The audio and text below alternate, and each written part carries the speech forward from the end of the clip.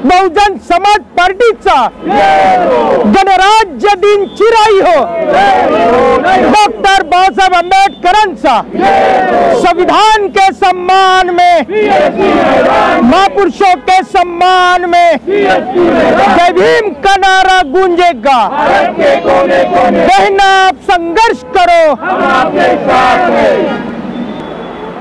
बहुजन समाज पार्टीमध्ये सतत कार्याचे काम करणाऱ्या ताराबाई गोरकडे आपल्या चॅनलशी थेट जुळलेले आहे।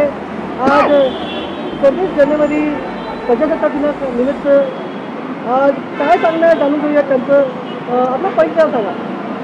सर्वांना मैत्रीपूर्ण जय भीम। ताराबाई बाबूलालजी गोरकडे, नागपूर जिल्हा सदस्य, सावनेर विधानसभा इंचार्ज, बहुजन समाज पार्टी।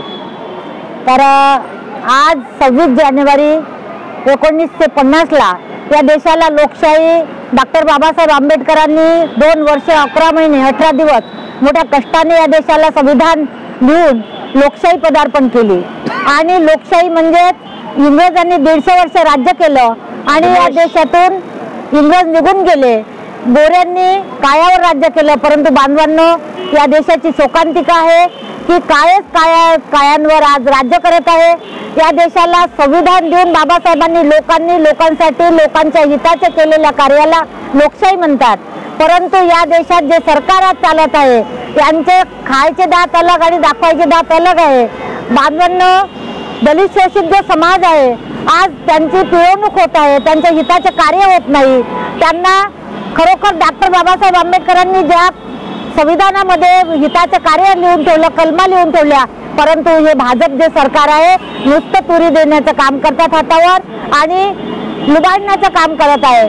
आणि या देशामध्ये बाबासाहेबांनी संविधान लिहून आम्हाला जे हक्क अधिकार दिले त्या तऱ्हेने मान्य कांशीराम साहेबांनी या देशात बहुजन समाज पार्टीची स्थापना केली आणि संपूर्ण देशामध्ये जय भीमचा नारा गुंजला। आणि बाबासाहेबांनी एक झेंडा, एक नेता, एक संघटना ती संकल्पना होती, ते आज बहुजन समाज पार्टीच्या माध्यमातून एक झेंडा, एक नेता आणि एक संघटना आहे। आणि बहुजन समाज पार्टीचे आज सर्व आमच्या बहीण मायावतीजी ते कार्य करत आहे। बीएसपीचे जे धोरण आहे आज लोकांच्या हिताचं आहे। बहुजन समाज पार्टी आज संपूर्ण देशामध्ये कार्य करत आहे आणि सत्ता आल्यानंतर खरोखरच बहुजनांच्या हिताचं कार्य होईल। एवढे बोलून मी आपलं परिषद संपवतो। बहुजन समाज पार्टीचा संविधान के सम्मान में, संविधान के सम्मान में गणराज्य दिन चिराई हो, गणराज्य दिन चिराई हो। जय भीम का नारा गूंजेगा, जय भीम का नारा गूंजेगा। आवाज दो। थेट आपल्याशी वर्षाताईत जुळलेले आहे। बीएसपी सतत कारकिर्दीमध्ये असतात, जाणून घेऊया त्यांचं काय कारण आहे। मला परिचय सांगा। जय भीम, नमो बुद्धाय। मेरा नाम वर्षा सहारे है। मैं बहुजन समाज पार्टी की जिला महासचिव महिला विंग की हूँ और आज प्रजासत्ताक दिन के उपलक्ष्य में हम लोग संविधान चौक पे एकत्रित हुए हैं और संविधान दिन मनाएं।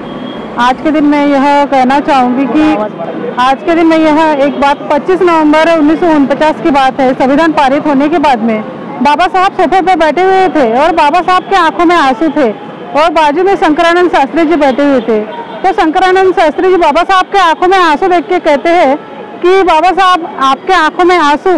तो बाबा साहब कहते हैं कि मैंने आज ये दिन देखने के लिए क्या क्या खोया है, मैं इस बात को याद करके मेरे आंखों में आंसू है।